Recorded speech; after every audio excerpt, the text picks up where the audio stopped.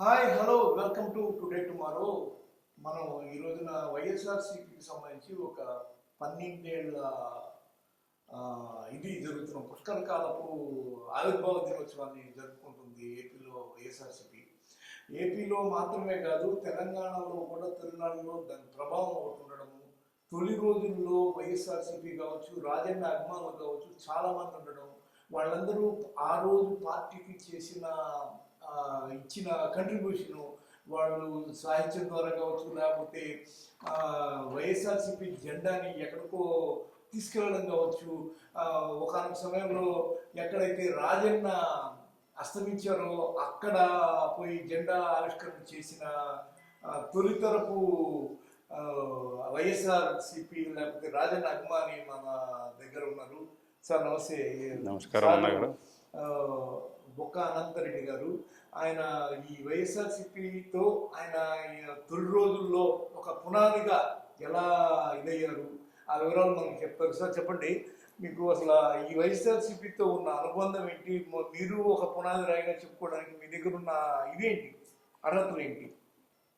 వారు ఉన్నప్పుడు చెవెళ్ళ నుంచి ఇందిరారెడ్డితో ఉన్న స్నేహబంధంతో ప్రతి కార్యక్రమం చెవెళ్ళ నుంచే చేయాలనే పట్టుదలతో వారు ఉన్నారు. ఇందిరారెడ్డి ఉన్నప్పుడు వారు రాజశేఖర రెడ్డి గారు ఇందిరారెడ్డితో ఉన్న చనువుతో చెవెళ్ళ ప్రాంతాన్ని ఎంచుకున్నారు. ఇందిరారెడ్డి అకాల మరణం తర్వాత మాకు రాజశేఖర రెడ్డి గారు చెవెళ్ళ మొత్తం నుండే ఏ కార్యక్రమం చేపట్టినప్పటికీ కూడా చెవెళ్ళ నుంచే నేను చేస్తానని సబితా ఇంద్రెడ్డి గారితో మాటిచ్చి ఎలక్షన్ ముందుకు పాదయాత్ర మార్చి 9, 2003 నుంచి పాదయాత్ర స్టార్ట్ చేసి 2004లో వాళ్ళు అధికారంలోకి వచ్చారు.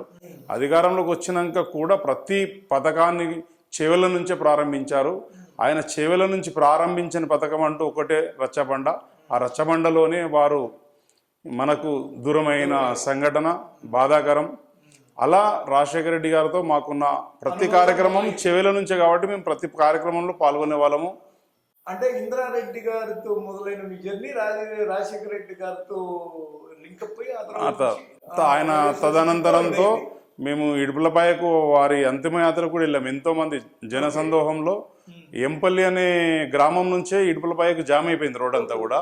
అక్కడ నుండి మేము నడుచుకుంటూ 12 కిలోమీటర్లు వెళ్ళాం. ఆ కార్యక్రమం కంపల్సరీ పోవాలి అనే ఒక సంకల్పంతో రాజేంద్ర నగర్ నుంచి, నేను ఉండేది రాజేంద్ర నగర్, చాలా మంది రాజేంద్ర నగర్ నుంచి వెళ్ళినాం. ఆ రోజు ఎంతో మంది కూడా అక్కడ రాలేకపోయారు. మేము నడుచుకుంటూ వెళ్ళి ఆ కార్యక్రమంలో పాలు పంచుకొని వచ్చాము అభిమానంగా. అయితే మీరు ఈ అక్కడ పావురాల గుట్టలో జెండా వైఎస్ఆర్సీపీ జెండా పాతడము, ఆ తర్వాత అక్కడికి వెళ్ళే మార్గం కూడా ఎవరికి తెలియకపోతే పార్టీ వాళ్ళకి మీరే అక్కడ బోర్డులు కొట్టి చాలా సమస్యల్ని ఫేస్ చేసి కూడా దాన్ని జనాల్లోకి తీసుకెళ్లే ఒక యత్నం చేసినట్టుగా ప్రయత్నం చేసినాము. అప్పుడు పేపర్లో పడ్డాయి అవన్నీ. మళ్ళీ ఒకసారి ఇడుపులపాయ అంటే చాలా మందికి తెలియదు. ఆ యొక్క Nallamala forest, tiger deep forest zone లో ఉంది అది. అతను ఎక్కడైతే హెలికాప్టర్ క్రాష్ అయిందో అది, ఆ పౌరాల గుట్టలో కూడా ఒక రుద్రకోటి అనే దేవాలయం ఉంది. ఆ దేవాలయం వెనుకాల ఒక 6 కిలోమీటర్ దూరంలో వారి హెలికాప్టర్ క్రాష్ అయింది. అక్కడికి వెళ్ళాలంటే అటవీ వాళ్ళ పర్మిషన్ కానీ వాళ్ళు అనుమతించే వాళ్ళు కారు. అయినా కూడా మేము అభిమానంతో అక్కడ ఆ యొక్క వెళ్ళి 2 సార్లు 3 సార్లు వెళ్ళొచ్చాం మేము. అక్కడ వెళ్ళే వాళ్ళకి చాలా ఇబ్బందిగా ఉంటుంది అనే ఆలోచనతో ఒక స్టీల్ ప్లేట్లు చేయించి దాని మీద రేడియం స్టిక్కర్ వేయించి మలుపుల కాడ మేము ఒక ట్రాక్టర్ తీసుకొని, అక్కడ రోడ్డు లేదు ఇప్పుడు కూడా, ఫారెస్ట్ ఇప్పుడు కూడా వెళ్ళలేము మనం, వర్షాలు పడితే వెళ్ళలేము అక్కడ. ఆ ట్రాక్టర్ తీసుకొని అక్కడ వెళ్ళి ఒక్కొక్క చెట్టుకు మలుపు కాడ మేము ఆ బోర్డులు ఇప్పటికి కూడా అవి రేడియం షేడ్ అయినప్పటికి కూడా ఇప్పటికి ఉన్నాయి. అట్లా సుబ్బారెడ్డి అన్న గారు కూడా, వైవి సుబ్బారెడ్డి అన్న గారు కూడా, వాళ్ళు ఎంతో బెంజి కార్లలో తిరిగే అలవాటు ఉన్న వాళ్ళు కూడా ట్రాక్టర్లు వచ్చారు. 4 ట్రాక్టర్లు తీసుకొని ఆ రుద్రకోటి ప్రాంతానికి రావడానికి వాళ్ళు ట్రాక్టర్లు వస్తే మేము ఎదురైనాం వాళ్ళకి. అయితే అనంతరెడ్డి ఎట్లా పోవాలంటే ఈ బోర్డులు చూసుకుంటూ వెళ్ళండి, మీకు ఆ స్పాట్కి వెళ్ళిపోతారని చెప్పాను. ఆ విధంగానే వాళ్ళు వెళ్ళొచ్చారు. అంటే మీరు స్టార్టింగ్ డైరెక్షన్స్ అన్ని పోయి ఫస్ట్ తీసుకొని వచ్చాము మేము. మీరు దానికి ఘటనాస్థలికి స్పాటింగ్, టర్నింగ్లు, లెఫ్ట్ టర్నింగ్, రైట్ టర్న్ అంటూ కొరవులు కాడ అన్ని బోర్డులు కొట్టాను చెట్లకి. ఆ చెట్లకి ఫారెస్ట్ లో ఉన్నాయి. మీ ఫోన్ నెంబర్ కూడా పెడితే చాలా మంది నాకు ఫోన్లు చేశారు, మాకు నీళ్లు దొరకట్లేదు, ఇక్కడ భోజనం ఏమైనా వసతి దగ్గరలో ఏముంది, అట్లా చాలా ఇబ్బంది పెట్టారు. ఆ నెంబరే మార్చేంత పరిస్థితి వచ్చింది నాకు. అది మీరు ఆ, జెండా అక్కడ పాతడము, వైఎస్ఆర్సీపీ జెండా అంటే పాతడము. పార్టీ 2012 మార్చు 12 రోజున ప్రారంభం, అంటే అప్పటికి 11లో ప్రారంభమైంది తొలి ఆవిర్భావ దినోత్సవం. ఆవిర్భావ దినోత్సవం 12/3/12 ఉమ్, ఆ రోజున మేము అక్కడ అందరూ వాళ్ళ వాళ్ళ బస్తీలో మేము జెండా ఎగరేస్తామనే భావనతో ఉన్నారు. మాకెందుకో వైఎస్ఆర్సీపీ అనే పార్టీ ఉంది కదా, ఆయన అభిమానిగా ఆ టెంపుల్ దర్శనం చేసుకొని ఓకే. అక్కడి నుంచి అక్కడ వెళ్ళి ఫారెస్ట్ వాళ్ళని కాదనుకుంటా వాళ్ళకి చెప్పకుండా ఆ రాడ్లన్నీ మేము కారులో సూక్ష్మంగా సెట్ పెట్టుకొని వెళ్ళి ఆ యొక్క పనిముట్లు తీసుకొని వెళ్ళి అక్కడ ఫిట్ చేసి ఆ రోజు అక్కడ జెండా ఎగరేసాం. ఆ జెండా ఈ రోజు కూడా జెండా లేకపోవచ్చు కానీ ఆ పైపులు ఆ యొక్క కలర్తో ఆనవాళ్ళు ఇప్పటికి ఉన్నాయి. ఎందుకంటే మేము కలర్ వేస్తే కూడా షేడ్ అయ్యే ఇది ఉంటుందని ఆలోచనతో రేడియం వేసాం ఆ పైపు కూడా. ఓకే. అయితే ఆ జెండాకి సంబంధించి మీరు అప్పుడు తొలి ఆవిర్భావ దినోత్సవం జెండా ఫోటో ఏదో కర్నూలు డిస్టిక్ జగన్ గారి దాకా వెళ్ళి- జగనన్న దాకా వెళ్ళిందని మాకు తెలిసింది మన సాక్షి టీవీ రిపోర్టర్ ద్వారానే. ఓకే. అది జగనన్న గారు స్టేట్ ఆఫీస్లో వారు ఆవిర్భవించిన జెండా పక్కన ఓకే. రాజశేఖర రెడ్డి గారు వారు ఎక్కడైతే ఇదైపోయినారో అక్కడ జెండా ఎగిరేయడం అనేది చాలా అరుదైన సంఘటన. అది మీకు ఎట్లా వచ్చింది ఆ థాట్? అది స్టేట్ పేజీలో రావాల్సిన సంఘటన, మీరు జిల్లాలో ఎందుకు వాడినారు అనేది కూడా ఒక ప్రశ్న అని మాకు తెలిసింది. అయితే మీకు వైఎస్ఆర్సీపీతో ఉన్న అనుబంధము ఆ తర్వాత రోజుల్లో పాటలుగా మారిందని, ఆ పాటల్ని మీరు చాలా పెద్ద ఎత్తున ప్రచారాస్త్రంగా వాడారని, ఆ తర్వాత పెద్ద ఆయన అనే సాంగ్ కూడా పెద్ద అయిన సాంగ్ కూడా ఒక తమిళ్ సినిమాది. తమిళ్ సినిమా అయితే దాన్ని ఆ ట్యూను ఎంచుకున్నారు. సాక్షి టీవీలో ఓన్లీ ఆ ట్యూనే వచ్చేది, పెద్ద ఆయన అనేది వచ్చేది. కానీ జగన్ అన్నప్పుడు టీడీపీ కాంగ్రెస్ వాళ్ళు ఏం చేసినారంటే వీళ్ళ కుట్రలో భాగంగా జైలు వరకు వెళ్ళినప్పుడు ఆ రాజశేఖర రెడ్డి గారు చనిపోయిన కాంగ్రెస్ పార్టీని ఆక్సిజన్ ఇచ్చి లేపి ఆ యొక్క పార్టీని మళ్ళీ అధికారంలోకి తెచ్చిన వాడు లేని సమయంలో వారి కొడుకును జైలు పాలు చేసి వాళ్ళ ఇంటి వాళ్ళని రోడ్లపైకి లాగినటువంటి ఒక గిఫ్ట్ కింద నువ్వు చేసిన కాంగ్రెస్ పార్టీకి మేలుకు నీ కొడుకునే జైల్లో పెట్టే పరిస్థితికి వచ్చింది పెద్ద ఆయన అని ఆ వీళ్ళ మీద నేను ఆ లిరిక్ అదే సేమ్ ట్యూన్లో నేను రాపిచ్చి చేయించడం జరిగింది.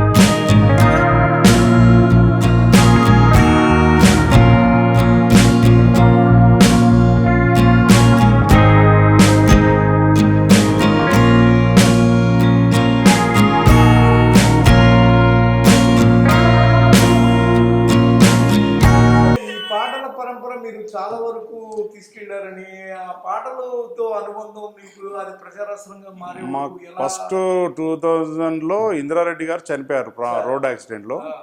అప్పుడు నేను ఇందిరారెడ్డి గారి స్మృతులతోని ఒక క్యాసెట్ చేసినాను. అది మన ఇప్పుడు ప్రస్తుత మంత్రిగా ఉన్నటువంటి సవితారెడ్డి గారితో ఆవిర్భావం చేపించి చాలా పెద్ద ఎత్తున ఈ రోజు కూడా ఆమె పాటలు విన్నదంటే బాధపడుతుంది, అంత దగ్గరగా ఆ పాటలు ఉంటాయి అన్నమాట. ఆ తర్వాత రాజశేఖర రెడ్డి గారు ఇలా సడన్గా 2009లో ఇదైపోయినప్పుడు ఆ సిరిసిల్లలో చేయించేవాడిని నేను ప్రతిదీ కూడా. గజ్వేల్లో స్టూడియో ఉంది, అక్కడ వెళ్ళేవాడిని. గజ్వేల్లో కూడా ఒక క్యాసెట్ మీద అడ్రస్ తీసుకొని వెళ్ళేవాడిని ఇంట్రెస్ట్తో.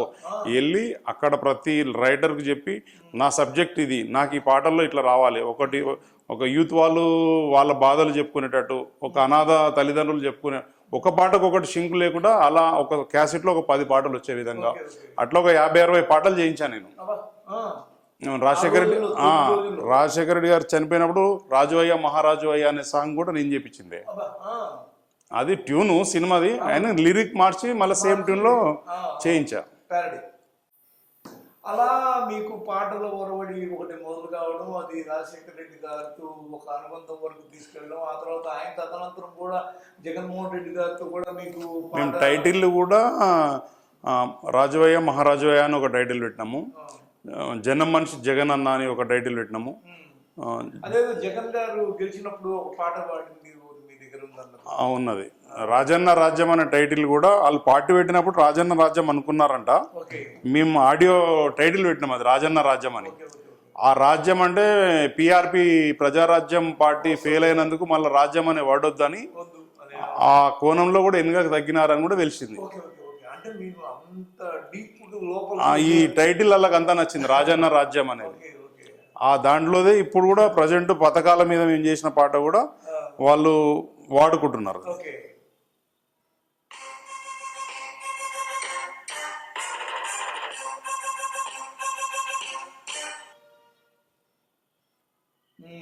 ఇట్లా చాలా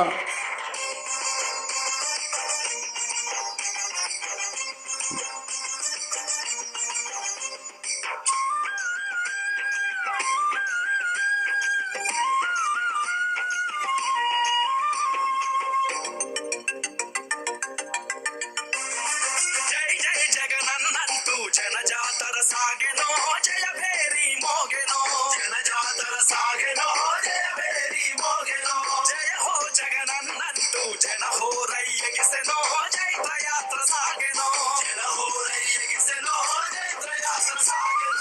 పల్లెల పట్టణ ప్రజలంతా కలిసి జగనన్న వెంట మేమున్నామంటూ జై జై జై అర జై జై జై జై జై జగనన్నంటూ జనజాతర సాగెనో జయభేరి మోగెనో. పాటలతో మీరు ఒక ప్రచారంలోకి వెళ్ళడం, దాని మీద మీరు కూడా కామెంట్లు రావడము, వైవి సుబ్బారెడ్డి గారు కూడా ప్రశంసించడం, అలాంటి ఒక అనుభవం. అప్పుడు 27 మంది కాంగ్రెస్ వాళ్ళు రాజీనామా చేసినప్పుడు వైఎస్ఆర్ పార్టీ తరఫున ఈయన వైఎస్ జగన్ జైల్లో ఉన్నప్పుడు జరిగిన ఎలక్షన్ అది. అప్పుడు నేను చేయించిన పాటల వల్ల వైవి సుబ్బారెడ్డి అన్న భుజం తట్టిరున్నారు. అనంతరెడ్డి నువ్వు చేయించిన పాటల వల్ల మనకు ఒక 10 to 15% ఓట్లు పెరిగినాయి, నిజంగా నీ పాటలు చాలా సపోర్ట్ చేసినాయి అని మెచ్చుకున్నారు. ఇవన్నీ కానీ ఇక్కడ సాహిత్యం, ఇక్కడ తెలంగాణ, ఈ తెలంగాణ మన గుజ్జశ్రీను, మాటల తిరుపతి, ఇలా మా ఫ్రెండ్స్ రైటర్స్ ఉన్నారు, జడల్ రమేష్, వీళ్ళు చాలా మంది, అందరు తెలంగాణ కళాకారులతో చేసిన పాటలే. ఎప్పుడు చేసినా కొత్తదనంగా. అంటే ఇక్కడ పాటలతో మీరు అక్కడ దాకా వెళ్ళగలిగారు పార్టీలో. తర్వాత నాకు పార్టీలో కూడా జగన్ అన్న ఫస్ట్ ప్లీనరీ వైఎస్ఆర్ పార్టీ జరిగినప్పుడు ప్లీనరీ విషయాలన్నీ కూడా పాట రూపంగా చెయ్యమని చెప్పి లోటస్ పాండ్ పిలిచి కూడా చెప్పినారు నాకు. పాటతో మీరు చాలా దూరం వెళ్ళారు. అయితే సాంస్కృతిక విభాగంలో కూడా నన్ను పదవి తీసుకోమన్నారు అప్పుడు ఉమ్మడి ఆంధ్రప్రదేశ్లో. వంగపండు ఉషా గారు ప్రెసిడెంట్గా ఉంటారు, మీరు జనరల్ సెక్రటరీ ఉండండి స్టేట్కి అంటే, నేను ఆ పదవికి న్యాయం చేయలేను, నేను ఆర్థికంగా ఇది కొంచెం వెనుకబడొచ్చా, ఉన్నది చెప్పుకోవాలంట అని చెప్పి నేను తీసుకోలేదు. జగన్ అన్ననే పిలిచి అడిగితే చాలా మంది కూడా నన్ను ఇచ్చేసినారు. జగన్ అన్న ఏదో చిన్న పార్టీ పదవిది అడిగితేనే ఇస్తలేరు, నువ్వు స్టేట్ పార్టీ పోస్ట్ అడిగితే ఎందుకు తీసుకోలేవు పిచ్చోడుగా, అది అని కూడా నన్ను కామెంట్ చేసిన వాళ్ళు కూడా ఉన్నారు. తర్వాత నాకు జగన్ అన్న దగ్గరికి పోవడానికి కారణం కూడా ఎల్బీ నగర్ నియోజకవర్గంలో పుత్తా ప్రతాప్ రెడ్డి అన్న ద్వారానే నేను జగన్ అన్న కలిసిన. ప్రతి సిటీలో కూడా వారు వైఎస్ఆర్సీపీకి యూత్ ప్రెసిడెంట్గా ఉండే, ఆయన ద్వారానే ప్రతి సీడీ కూడా ఆయన సమర్పణలోనే నేను రిలీజ్ చేయించిన. అది ప్రతి క్యాసెట్ కూడా జగన్ అన్నతోనే రిలీజ్ చేయించిన. అంటే మీకు వైఎస్ఆర్సీపీతో ఉన్న అనుబంధానికి ఇంద్రారెడ్డి గారి దగ్గర నుంచి మొదలు పెడితే రాజశేఖర రెడ్డి గారు, మాకు ఆ తర్వాత పాటలు, సాహిత్యము, ఇవన్నీ 2009లో కూడా చేవెళ్ళ పార్లమెంటు నుంచి బద్దం బాలరెడ్డి గారు మామయ్య అవుతారు. వారు కూడా పర్సనల్ గా పార్టీ కార్యకర్తల ద్వారా పాటలు చేయించుకున్నారు. చేయించుకుంటే ఆ పాటలు వారికి ఎందుకో నచ్చలేవు. అనంతరెడ్డితో చేయించుకుందాము అని అంటే, అనంతరెడ్డి ఎప్పుడు గుళ్ళు గోపురాలు తిరుగుతాడు, ఆయనకు రాజకీయం ఏం తెలుసా అని కామెంట్ చేసినారంట. ఆయనకు నచ్చక మళ్ళీ పిలిచినారు. చేసిన పాటలు పక్కన పెట్టి మళ్ళీ నాతో పాటలు చేయించినారు, చాలా నచ్చినారు. అంటే మీకు ఈ సాహిత్యము రాజకీయము జోడుగుర్రాలాగా మీరు వాటి మీద నడిచారు ఒక సమయంలో. అంతే, అంటే జరుగుతున్న లోకల్ సమస్యల మీద లిరిక్ నేనే రాసుకొని మా ఫ్రెండ్కు చెప్పేది ఓకే. ఈ పాటలో ఈ రూపంగా రావాలి, ఈ సమస్యలు ఈ పాట రూపంగా ఇంకా రావాలి. అలాంటివి ఎన్ని పాటలు ఉన్నాయో అన్న కొద్దిగా ఒకసారి ప్లే చేయండి విందాం. చాలా ఉన్నాయి అట్లా. ఒక 50-60 పాటలు చేయించాను నేను ఇంచుమించు.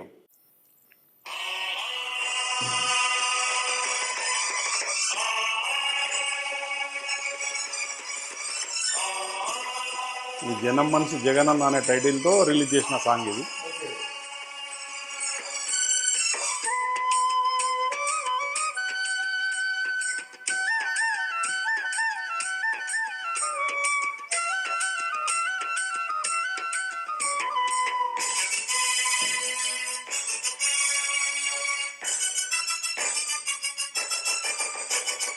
అదిగో అదిగదిగో జగనన్న వెంట జనం ఉప్పొంగె ప్రభంజనం అడుగడుగున జననేతకు అందించే నీరాజనం అడుగడుగున జననేతకు అందించే నీరాజనం గడప గడప పలికే జగనన్నకు స్వాగతం కుల మతాలకు అతీతం తన చరిత గల వంశానికి సలామంది రాష్ట్రం తన చరిత గల వంశానికి సలామంది రాష్ట్రం.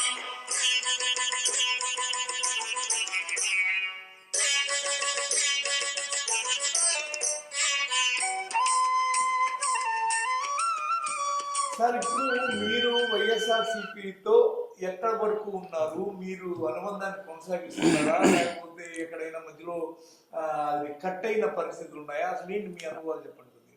అంటే మేము అప్పుడు రాజశేఖర రెడ్డి గారి ద్వారా దగ్గర అయ్యే సమయానికి వారు దూరం అయినారు మాకు అకాల మరణం ద్వారా. ఆ తర్వాత జగనన్నతో మేము ఆంధ్రప్రదేశ్లో ప్రతి జిల్లాలో ఓదార్పు యాత్రలో తిరిగినాము. ప్రతి జిల్లాలో ఈ ఓదార్పులో కూడా ఈ పాటలే ప్లే అయ్యేటివి యాత్రల్లో కూడా రోజు కూడా. ఆ తర్వాత ఈ తెలంగాణ ఎప్పుడైతే ఉద్యమం స్టార్ట్ అయిందో విభజనలో, అటు వాళ్ళు బిజీ అయిపోయినారు, మనం ఇటు బిజీ అయిపోయినాం. ఫోన్ల ద్వారా జగనన్న ద్వారా ఉన్న వాళ్ళతో మాట్లాడుతూ ఉంటాం అప్పుడప్పుడు, కానీ అంత డీప్ వరకు ఇంకా వెళ్ళలేని పరిస్థితి. ఎందుకంటే ఇప్పుడు అధికారంలో ఉన్నారు, ముఖ్యమంత్రిగా ఉన్నారు. అట్లా ఆ విధంగా వైఎస్ఆర్సీపీతో మీకున్న ఒక అనుబంధం అనే దానికి ఒక ఇది ఏర్పడింది. ఆయన సాక్షి CEO రామరెడ్డి అన్న కూడా నాకు పిలిచేవారు నన్ను సాక్షికి. ఈరోజు ఇట్లా ఇది జరిగింది, దీని మీద ఏమన్నా సాంగ్ చేపియగలుగుతావు అంటే ఒకే రాత్రిలో తీసుకొచ్చి మాస్టర్ ఇచ్చేసాడు బంజారాల సాక్షిలో. కానీ ఈరోజు 12 ఏళ్ళు అయిన ఈ సందర్భంగా పార్టీ కూడా మీలాంటి ఎందరో అభిమానులు యొక్క అచ్చమైన స్వచ్ఛమైన అభిమానంతో పార్టీ ఇక్కడ వరకు ఎదిగింది. ఒకసారి ప్రతిపక్ష హోదా అనుభవించిన తర్వాత కోలుకొని అఖండ విజయం సాధించి ఈ రోజున సంక్షేమ పాలనలోనే అది పెద్ద సువర్ణాధ్యాయం అనే పేరు మీద జగన్మోహన్ రెడ్డి గారు సాగుతున్న ఈ సమయంలో పార్టీ శ్రేణులకు కానీ లేకపోతే మీదైనా ఏదైనా ఒక అభిప్రాయం కానీ డిమాండ్ కానీ మీరేమన్నా చేయదలుచుకున్నారా? అంటే చాలామంది ఎంతోమంది కార్యకర్తలు ఆ రోజుల్లో పని చేసినారు, కానీ ఈరోజు కానీ ఆ గుర్తింపు, ఎందుకంటే రాజకీయం చాలామంది అంటుంటారు మనం డీప్గా రాజకీయంలోకి వెళ్ళాలనేది ఏం లేకుండే, కానీ చేసిన కార్యకర్తను గుర్తుంచుకుంటేనే ఎవరైనా సరే ఏ పార్టీ అయినా ఈరోజు భారతదేశంలో ఉన్న అన్ని పార్టీలు కూడా కార్యకర్తలు చేసిన పని మీదనే నాయకులు నిలబడి రాజ్యం వెళ్తున్నారు తప్ప డైరెక్ట్ రాజకీయ నాయకులకు భవిష్యత్తు ఏం లేదు. పునాదులు అనేది కార్యకర్తనే, కానీ ఆ కార్యకర్తను ఎంతమంది గుర్తుంచుకుంటున్నారు అనేది చాలా తక్కువ ఇంపార్టెంట్ కూడా. అయితే మీకు రాజశేఖర్ రెడ్డి గారిలో నచ్చిన చాలా గొప్ప విషయం ఏంటి? అంటే నేను వాస్తవానికి వాజ్పేయి గారి అభిమానిని. వాజ్పేయి గారితో వారి స్పీచ్లు అయోధ్య గడబడ స్టార్టింగ్లో అప్పుడు కూడా మేము RSS కార్యకర్తగా నేను పనిచేసిన, ఇప్పుడు కూడా RSS అభిమాని. హిందుత్వం ముఖ్యంగా మనం హిందువులం, భారతీయులం, అలాంటి గొప్ప అవకాశం. రాజశేఖర రెడ్డి గారిది ఏంటంటే అందరినీ కలుపుకపోయే గుణం ఒకటి, వారి యొక్క సంస్కృతి, బొట్టు అన్నీ కూడా అవన్నీ కూడా దగ్గరగా జనాలని ప్రతి ఒక్కరిని పలకరింపుగా తీసుకెళ్లేవారు. ఈ రోజు నాయకులు అంటే దగ్గరికి వస్తే కూడా లేరు అని చెప్పే పరిస్థితిలో ఉన్నారు. కానీ ఆయన సీఎం అయినాక కూడా ఇంకా దగ్గర కావాలని సోమవారం క్యాంప్ ఆఫీస్లో ప్రజలతో ప్రతి ఒక్కరితో కలిసేవారు. ప్రజా దర్బార్ అని ఆ ప్రోగ్రామ్ చేసేవాళ్ళు. ఇప్పుడు అది అసలు ప్రజల వరకు వచ్చి సమస్యలు చెప్పుకుందామంటే కూడా దిక్కులేని పరిస్థితి ఉంది ఈ రోజులో. కానీ జగనన్నకి చెప్పండి అనే కొత్త ప్రోగ్రామ్ ఒకటి డిజైన్ చేస్తున్నారు వైఎస్ఆర్సీపీ అదే ప్రభుత్వంలో. అది స్పందనకి కొద్దిగా మోడర్న్ అడ్వాన్స్డ్గా వచ్చే ఒక ప్రోగ్రామ్ చెప్తున్నారు. సరే ఇప్పుడు ఇట్లా ఉంటే ఇప్పుడు ఈ 12 ఏళ్ల శుభ సందర్భంలో ఈ పుష్కర కాల సమయంలో వైఎస్ఆర్సీపీ పుట్టి ఇన్నేళ్ళు అయిన ఈ సందర్భంలో జగన్మోహన్ రెడ్డి గారు పరిపాలిస్తున్న ఈ సమయాన ఆయన పాలనలో మీకు నచ్చినవి ఏమన్నా మీకు అనిపించడము అరే మరి ఇది అక్కడ బాగా చేస్తున్నారు అని అంటే వారు ప్రతి ఓదార్పు యాత్రలో వారు పేదరికాన్ని కానీ అవన్నీ దగ్గరగా చూసిన వ్యక్తిగా మేము కూడా దగ్గరున్నాం వారితో పాటు ఓదార్పులో. అతను పాదయాత్రలో ఆ పాదయాత్రలో పాదయాత్ర కంటే ముందు ఓదార్పు అతని నిర్ణయం మేను. ఎందుకంటే ఆ యొక్క గుడిసే వాతావరణం వరకు ఆ పేదరికం వరకు వెళ్ళి వాళ్ళ యొక్క దగ్గర కష్టాలు చూసిన వ్యక్తిగా మనం కూడా నాన్నగారు ఏదో చేస్తేనే ఇంతమంది గుండెలు నిలిచిపోయారు, నేను కూడా ప్రజాసేవలో ఏదో ఒకటి చెయ్యాలి అనే భావనతో వారు సంకల్పం చేసుకొని ప్రతి మిడిల్ క్లాస్ వాళ్ళకి వచ్చే పథకాల రూపంలో నవరత్నాలు అనే పేరు పెట్టుకొని అది ఆ ప్రోగ్రామ్ను పాదయాత్ర ద్వారా జనాలలోకి తీసుకెళ్ళి ఆ పథకాలు ఈరోజు నడుస్తున్నాయి, దగ్గరగా వస్తున్నాయి. అది రాజకీయంగా ఏమవుతుంది అనేది అది అంత డీప్గా మేము పోవట్లేదు, కానీ జనాలకైతే చెప్పిన పథకాలు అయితే చేరుతున్నాయి అనేది చూస్తున్నారు. ఎందుకంటే ఇప్పుడు స్కూల్ ముందున్న స్కూళ్లకు ఇప్పుడున్న స్కూళ్లకు తేడా తెలుస్తుంది, అక్కడ తెలుస్తుంది. మన తెలంగాణలో చూడాలంటే నిజంగా ఈరోజు అధ్వాన పరిస్థితిలో స్కూల్ పద్ధతి బాగాలేదు, అన్ని లేదు, చాలా అధ్వాన పరిస్థితి. ఎందుకంటే ఇప్పుడు మొన్న కూడా సోషల్ మీడియాలో వచ్చింది, సరూర్ నగర్ లో ఇదే విద్యాశాఖ మంత్రి గారి నియోజకవర్గంలోనే సబితారెడ్డి గారి నియోజకవర్గంలోనే 750 మంది ఉన్న పిల్లలకి ఒకే ఒక టాయిలెట్ ఉంది అక్కడ. అలాంటివన్నీ అక్కడ బాగా చేశారు కాబట్టి అక్కడ ఇక్కడ కొంచెం ఇప్పుడు ధర్మవరం కూడా ఆయన వెంకటరామరెడ్డి గారి నియోజకవర్గం లాగా వాళ్ళు ఎంతో అట్లా ఎంతో మంది ఆదర్శంగా తీసుకుంటున్నారు, ఆయన తీసుకొని వర్క్ చేస్తున్నారు. అది బాగుంది. మీరు ఇప్పుడు వైఎస్ఆర్సీపీకి ఏదన్నా ఐడియా ఇవ్వాలన్నా లేదా సూచన చేయాలన్నా ఇలా చేయండి బాగుంటుందన్న అభిప్రాయం మీరేమైనా చెప్పగలిగితే చెప్పండి. కానీ ఇప్పుడు మనం అంటే ఇన్ని రోజులు సర్వీస్ ఇచ్చినాం బాగానే, కానీ ఈ రోజు చెప్తే మనం అంతవరకు వెళ్తుందా అనేది ఇబ్బందిగా. సోషల్ మీడియాలో ఏ వార్త ఎక్కడి నుంచి వెళ్ళి ఎవరికి చేస్తుందో చెప్పలేము. డైరెక్ట్ గా జగన్ గారికి కూడా చేరే పరిస్థితి ఉండొచ్చు, అభిమానులు అక్కడ వరకు తీసుకెళ్లే అవకాశం ఉండొచ్చు, చెప్పొచ్చు మీరు. ఇప్పుడు సీఎం క్యాంప్ ఆఫీస్ లో కూడా ఇప్పుడు సామాన్య ప్రజలకు సీఎం ను కలిసే అవకాశం లేకుండా అయిపోయింది, ఇక్కడ కానీ అక్కడ కానీ. 2 తెలుగు రాష్ట్రాలలో అసలు తెలంగాణలో అయితే ఇక సీఎం ఉన్నాడా లేడా అనేది కూడా జనాలకు అది అర్థమైంది. కానీ అక్కడ కనీసం ప్రజల సమస్యలు లైవ్ లో కనీసం అన్నా ఇప్పుడు రాజశేఖర్ రెడ్డి గారు నిర్వహించినట్టుగా అదే సీఎం క్యాంప్ ఆఫీస్లోనే వారానికి ఒక 2 గంటలు 3 గంటలు సమయం ఇచ్చి ప్రతి సామాన్యుడికి అందుబాటులో వారికి ఉన్న సమస్యలు ఇంకా ఏమన్నా ఉన్నాయా. ఇప్పుడు రాజశేఖర రెడ్డి గారు కూడా 4లో అధికారంలోకి వచ్చారు, 9లో పాస్ మార్కులు ఇచ్చినారు. నేను చేసిన తప్పేమిటి, నేను ఇంకా జనాలలోకి ఇంకా తెలుసుకునేటందుకే నేను రచ్చబండ కార్యక్రమం పెడతా అని వారు దగ్గర కావడానికే ప్లాన్ చేశారు. అదొక్కటే చెవుల నుంచి మిస్ అయింది, వారు కూడా అందరి నుంచి దూరం అయినారు. అది చాలా బాధాకరం. ఆ విధంగా కూడా మనం రచ్చబండన లేకపోతే ఇంకా ప్రజలకు దగ్గరగా చేసే కార్యక్రమం ఉంటే గనక ఇంకా ఇప్పుడు ఎట్లా అంటే లీడర్షిప్ ఏదైతే ఇప్పుడు పెద్దలు చెప్తారు కదా, ఐసు ముక్క కింది వాళ్ళకు వచ్చే వరకు కరిగిపోతున్నట్టు ప్రతి వ్యవస్థలో కూడా ఆ ప్రాబ్లం ఇప్పటికీ ఉంది. ఇంకా అంటే జగన్మోహన్ రెడ్డి గారు ఈ మధ్య కాలంలో హనీ అని ఒక అమ్మాయి కావచ్చు, ఎవరైనా చిన్న పాపకి బాగలేదని వాళ్ళు ప్లకార్డు చూపిస్తే ఆ ప్లకార్డు చూసి కూడా వెంటనే ఆగి ఆ అమ్మాయికి కొన్ని కోట్ల రూపాయల యొక్క ఇది లబ్ధి చేకూరేటట్టు, ఆ అమ్మాయి ఆరోగ్యం బాగుపడేటట్టుగా చేయడము, ఇవన్నీ కొన్ని ఆయన నేరుగా డైరెక్ట్గా ఎవరితో ఎలా ఇంటరాక్ట్ అవ్వాలో వాళ్ళ సమస్యని వాళ్ళు చెప్పకుండానే ఇంటరాక్ట్ అవ్వడము, ఇదంతటిని గుర్తించి జగనన్న చెప్పడానికి ఒక ప్రోగ్రామ్ని డిజైన్ చేయడం, ఇవన్నీ కూడా జరిగినట్టుగా అక్కడి నుంచి మనకి తెలుస్తోంది. అంటే ఇప్పుడు వాస్తవానికి ఏంటంటే ఎక్కడైనా ఏ పార్టీలో అయినా కింది సమస్యలు పై వరకు పోనివ్వకుండా ఆ లోకల్ ఎమ్మెల్యే కానీ వాళ్ళు కానీ ఎప్పుడైనా వాళ్ళ యొక్క లూప్ పాయింట్స్ వాళ్ళు చెప్పుకోలేరు. కాబట్టి ప్రజలతో ఒక ముఖ్యమంత్రిగా హోదాలో ఎవరైనా సరే, ఇప్పుడు యోగి ఆదిత్యనాథ్ గారు ఉత్తరప్రదేశ్లో ప్రతి సామాన్యులను వచ్చి పలకరిస్తున్నారు. ఆయన ఏంది సమస్య, మీకు ఏం ప్రాబ్లం ఉందని. అట్లా మన తెలుగు రాష్ట్రాలలో కూడా అట్లాంటిది పెట్టాలి. మన ఇప్పుడు వాతావరణం వస్తే ఇంకా బాగుంటుంది. మన దగ్గర ఇప్పుడు గవర్నర్ గారు కూడా ముందుకు వచ్చి చొరవ తీసుకొని ఆమె ప్రజా దర్బార్కు ముందుకేసింది. అట్లా ఒక ముఖ్యమంత్రి అధికారం ఇచ్చింది వాళ్ళు పాలన చేయడానికి. కాబట్టి ప్రజల యొక్క సర్వీస్ కోసం వాళ్ళు ఇంకా ముందుకెళ్తే జనాలలో వాళ్ళు ఆటోమేటిక్గా స్థానం సంపాదించుకుంటారని నా అభిప్రాయం. 90% హామీలు నెరవేర్చిన గవర్నమెంట్ చెప్పుకోవడమే కాకుండా ప్రత్యర్థులు ఇప్పుడు జేడీ లక్ష్మీనారాయణ ఆయన జేడీగా పనిచేసి జగన్మోహన్ రెడ్డి గారి కేసుల్ని హ్యాండిల్ చేసిన ఆయనే 90% హామీలు నెరవేర్చిన పరిస్థితి ఉంది. కాబట్టి ఇది మంచి ప్రభుత్వమే అన్న ధోరణిలో కామెంట్ చేసిన పరిస్థితులు కూడా ఉన్నాయి. అదే సమయంలో ఇప్పుడు ఏం జరుగుతుందంటే సంక్షేమ పాలన అనేది కరెక్టేనా, ఇదేమన్నా ఎంతవరకు అందరికీ సంక్షేమం ఇవ్వడం ఎంతవరకు కరెక్టు, అప్పులు పాలైపోదా అని ఎల్లో మీడియా రూపంలో కొంత ప్రాపగండ జరగడం, వీటన్నిటి మీద మీరేమంటారు?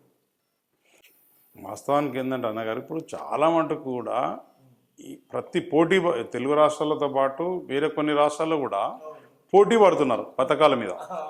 అదేమవుతుంది, జనాల మీద భారమే పడుతుంది. వాజ్పేయి గారికి ఒక స్లోగన్ ఉండే, విద్య వైద్యనే ఒకటే, రెండే ఫ్రీ ఇవ్వాలి జనాలకి. అప్పుడే వాళ్ళు సోమరితనం వదిలేసి వాళ్ళ కాలం వాళ్ళు ఇప్పుడు ఒక సామాన్య కుటుంబం వాడికి విద్య క్వాలిటీ, వైద్యం క్వాలిటీ ఇస్తే చాలు. ఇప్పుడు బియ్యం అని ఇప్పుడు మన దగ్గర రైతు బంధు అంటున్నారు. రైతు బంధు ఎంతమందికి, మిడిల్ క్లాస్ వాళ్ళకే రావట్లేదు, పెద్ద పెద్ద నాయకులకే లక్షల కోట్లు వస్తున్నాయి. అది ఎందుకు? అవన్నీ ప్రజల సొమ్మే కదా, ప్రజలు ట్యాక్స్ కట్టిన సొమ్మే కదా. ఇలాంటివన్నీ తగ్గియాలి. ఎందుకంటే ఈ పథకాలన్నీ కూడా వాళ్ళ లబ్ధి కోసం జనాలను అట్రాక్ట్ చేయడానికనే తప్ప అది ఎంతోమంది మిస్యూజ్ అయ్యి కూడా భారం అంతా మళ్ళీ జనాల మీదనే కదా పడేది.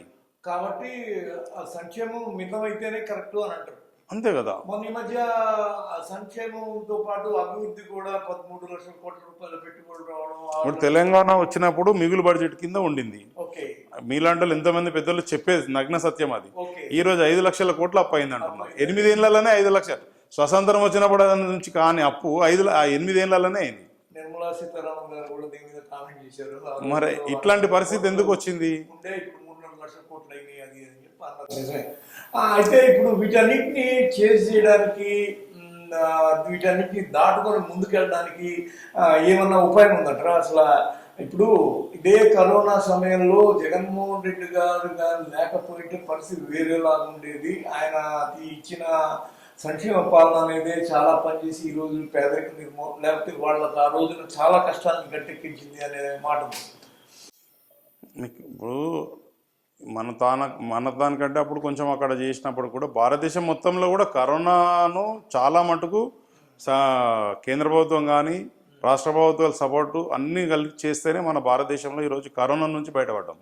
వేరే దేశాలను పోల్చుకుంటే ఈరోజు కేంద్ర ప్రభుత్వం ద్వారా కానీ ఈరోజు ఫ్రీ మెడిసిన్, టీకాలు ఇచ్చి ఇవన్నీ చేయడం వల్ల మళ్ళీ ఫ్రీ రేషన్ కూడా మొన్నటి వరకు ఇచ్చినారు. దీనివల్ల చాలామందికి అది ఒక ఆపద్ బాంధువులాగా మనకు ఆ స్కీమ్ కేంద్రం నుంచి కానీ రాష్ట్రాలు కూడా సపోర్ట్ చేసి జనాలకు దగ్గర అయినారు. నిజంగా కూడా చెప్పాలంటే కరోనాలో మనం చాలామంది సేఫ్ అయినట్టే. ఇప్పుడు ఒకవేళ మీరు ఏదైనా మార్పులు వేయదలుచుకుంటే ఈ పార్టీ గ్రోత్కి ఎన్ని మార్కులు వేస్తారు, గవర్నమెంట్కి ఎన్ని మార్కులు వేస్తారు? ఇప్పుడు అక్కడ నడుస్తున్న జగన్మోహన్ రెడ్డి గారు అంటే మనం వాస్తవానికి చెప్పుకోవాలంటే మనం చాలా రోజులు అటు వెళ్ళట్లేదు. ఈ మీడియా ద్వారా తెలుసుకోవడమే తప్ప ఇప్పుడు దాంట్లో కూడా గ్రూపులు, తగాదాలు, ఇప్పుడు ఒక ఆయన శ్రీధర్ రెడ్డి గారు కూడా వెళ్ళిపోయినారు, కోటంరెడ్డి గారు, ఇవన్నీ అంటే మీడియా ద్వారానే చూస్తున్నాం, మనం దగ్గరగా చూడట్లేదు. అలాంటి గ్రూపులు ఎలక్షన్లో కూడా తగ్గుమని వాళ్ళు ఏకదాటిపై వస్తుండొచ్చు అనేది మన అభిప్రాయం పార్టీ పరంగా. ఎన్ని మార్కులు వస్తారు? జగన్మోహన్ రెడ్డి గారు గవర్నమెంట్ టీచర్ అయితే మీరు దూరం నుంచి చాలా అభిమానించారు. ఇప్పుడు వరకు ఏదో ఒక గ్యాప్ బైఫర్కేషన్ ద్వారా వచ్చింది, పలానా పిల్లడు మళ్ళీ లేకపోతే మనకు సంబంధించిన. ఎందుకంటే ఒకటి ఏంటంటే వారు నిజంగా చెప్పాలంటే వారు సింగిల్గానే వారి తండ్రి దూరం అయినాక అప్పుడున్న కేంద్ర కాంగ్రెస్ తోని సోనియా గాంధీతో ఢీకొని సింగిల్ గా ఇండిపెండెంట్ గా వెళ్ళి 5 లక్షల మెజార్టీ దాటి ఎంపీగా గెలిచి మళ్ళీ అతని ఎంతమంది ఇబ్బంది పెట్టినా జైలుకి 16 నెలలు జైల్లో పెట్టినప్పుడు కూడా ఆ యొక్క సంకల్పాన్ని విడనాడకుండా మళ్ళీ జనాలకు వెళ్ళి సింగిల్ గా అధికారంలోకి వచ్చిందంటే ఆయన పట్టుదల చాలా గొప్పదనే చెప్పాలి. ఇప్పుడు సింగిల్ అని మీరు అన్నారు కదా, సింగిల్ గా ఆయన పోటీ చేయడం వల్ల వాళ్ళందరూ కూటమి కట్టడం వల్ల ఏదన్నా నష్టం జరిగి ఈసారి పరిస్థితి ఎలా ఉంటుందంట చెప్పలేము. అదే ఇప్పుడు ఎందుకంటే ఏదైనా కూడా అన్నగారు మనం చేస్తుంటే మనలో మనమే గ్రూపులు అవుతాయి. ఎందుకంటే ఒక ఆయనకు అధికారంలో మినిస్ట్రీ ఇచ్చాను, ఇంకా వాళ్ళ అంతర్గతంగా మనం అంత డీప్గా వెళ్ళలేము.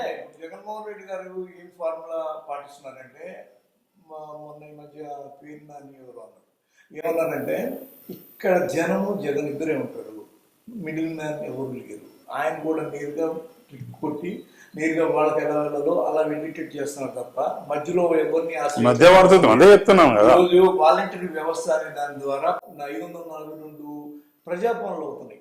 ఈ పనుల మధ్యలో ఇంతకుముందు ఎవరెవరో ఇప్పుడు టీడీపీ వాళ్ళు ఎవరో ఉండేవాళ్ళు, జగన్మోహన్ కోటీలు, చిన్న సర్పంచులు, వాళ్ళు వీళ్ళు, ఎంపీటీసీలు, ఎమ్మెల్యే మనుషులు, వాళ్ళు వీళ్ళు ఎంతమంది ఒక్క పనిని పట్టి పీడించి రూపాయికి 10 రూపాయలు ఖర్చు చేయించేవాడు. ఈ రోజున ఆ ఖర్చు లేదు, నేరుగా జనం అనేవాళ్ళు లబ్ధి పొందుతున్నారు. ఈరోజు రేషన్ కార్డు 22 నిమిషాల్లో వచ్చిందని రికార్డు ఉంది. వీటన్నిటినీ ఆయన ఛేదించాను అని ఆయన అనుకుంటున్న కళ. ఇప్పుడు వారు కూడా చెప్పారు కదా, ఎందుకంటే 95% చెప్పిన పథకాలు అన్ని కూడా నేను జనాలకు అందించిన. కాబట్టి ఇప్పుడు నేను ఆ జనాల ధైర్యము, జనాల ఆశీర్వాదంతోనే మళ్ళీ మేము అధికారంలోకి వస్తామనే గట్టి నమ్మకంతో ఉన్నారు. ఇప్పుడు జనసేన టీడీపీ కలిసి ఏమన్నా ఇబ్బంది కలగొచ్చుంటారా? ఇంకా మనం అంత డీప్గా వెళ్ళలేమన్నా కదా అది. అవునా, మీకు ఏమన్నా అబ్జర్వేషన్ అట్లా చెప్పలేము. అయినా సస్పెన్స్ ఇప్పటికీ ఉంది. గెలుస్తాడని గ్యారెంటీ లేదు. 2 లక్షల కోట్లు ఇచ్చిన గవర్నమెంట్ నడుపుతుంటే కూడా గ్యారెంటీ లేదంటారా? ఎందుకంటే ఇప్పుడు పరిణామాలు ఇంక ఏం మారుతాయో చెప్పలేము కదా మనం. అనైక్యత ఒకటి ఇబ్బంది పెడుతుంది వైసీపీలో కూడా. ఆ లోపల తగ్గించుకోవడం మంచిది. అట్లా ఆ తర్వాత ఇంకొద్దిగా కాన్సన్ట్రేటెడ్గా వర్క్ చేయాలి పార్టీ. అదే జనాలకు దగ్గర కావాలంటే ముఖ్య అధిష్టానం జనాలతో ముందుకు రావాలి. అప్పుడు ఇంకొద్దిగా ఎక్కువ అంటే లోపాలు తెలుస్తాయి మాకు. కింది స్థాయి నాయకులు చేసే తప్పిదాలు ఏ పార్టీలో అయినా తెలుస్తాయి. పొరపాటున ఇప్పుడు రేపు టీడీపీఓ లేదా జేఎస్పీఓ వస్తే వీళ్ళు ఈ పథకాలన్నీ రద్దు చేయడం వల్ల లాభం అంటారా నష్టం అంటారా?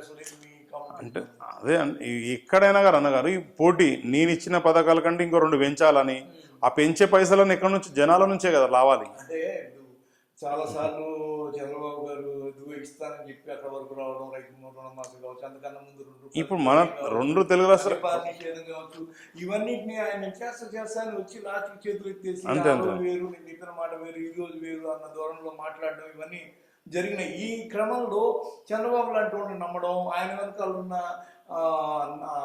అదే అన్సెటిల్డ్ మైండ్తో ఉన్న పవన్ కళ్యాణ్ లాంటి వాడిని నమ్మడం, వాళ్ళు కలిసి వ్యతిరేక ఓటు చేరకుండా చేస్తున్న ప్రయత్నాలు ఫలించడం ఇవన్నీ వర్కౌట్ అవుతాయంటారా? అది చూద్దాం ముందు.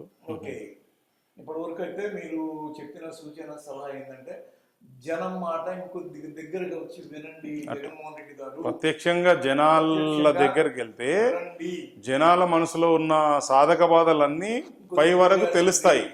ఆయన ఇప్పటి వరకు చేస్తున్న సంక్షేమ పాలన ద్వారా ప్రజల దగ్గర ఇంకేమైనా పొరపాట్లు ఉన్నా తెలుస్తుంది మనకు అనేది అనంతరెడ్డి గారు లాంటి చిరకాల తొలినాటి అభిమానులు ఈ మీడియా ముఖంగా చెబుతున్న సలహా సూచనగా తీసుకొని వైఎస్ఆర్సీపీ ఇంకా అంతకన్నా మంచి నిర్ణయాలు తీసుకోవాలని వారు ఆశిస్తున్నట్టుగా మనకు తెలుస్తుంది. ఇది ఇప్పటి వరకు ఆనాటి ఒక బద్దం బాలరెడ్డి గారి అల్లుడి నుంచి మొదలు పెడితే ఈ రోజున వైఎస్ఆర్సీపీ తొలితరం అభిమానుల దగ్గర నుంచి మొదలు పెడితే ఎంతమందితో రాజకీయంగా ఇంద్రారెడ్డి గారు, రాజశేఖర రెడ్డి గారు, ఈ రోజున జగన్మోహన్ రెడ్డి గారు దృష్టికి కూడా వెళ్ళి వాళ్ళందరితో ఎన్నో అనుభవాలు, రాజకీయ అనుభవాలు ఈ సందర్భంగా ఈ 12వ ఏట పుష్కర ఆవిర్భావ దినోత్సవ కాలంగా మనతో పంచుకున్నందుకు అనంతరెడ్డి గారికి ధన్యవాదాలు. హాయ్ ఫ్రెండ్స్, మా టుడే టుమారో యూట్యూబ్ ఛానల్ చూస్తున్నందుకు చాలా థ్యాంక్స్. మరిన్ని లేటెస్ట్ వీడియోస్ కోసం వెంటనే సబ్స్క్రైబ్ చేయండి. అలాగే ఈ బెల్ ని కూడా రింగ్ చేసేయండి. మా నోటిఫికేషన్స్ అన్ని మీ మొబైల్లో వస్తాయి. అలాగే మా వీడియోస్ మీకు నచ్చితే లైక్ చేయండి, షేర్ చేయండి, నచ్చకపోతే కామెంట్ చేయండి.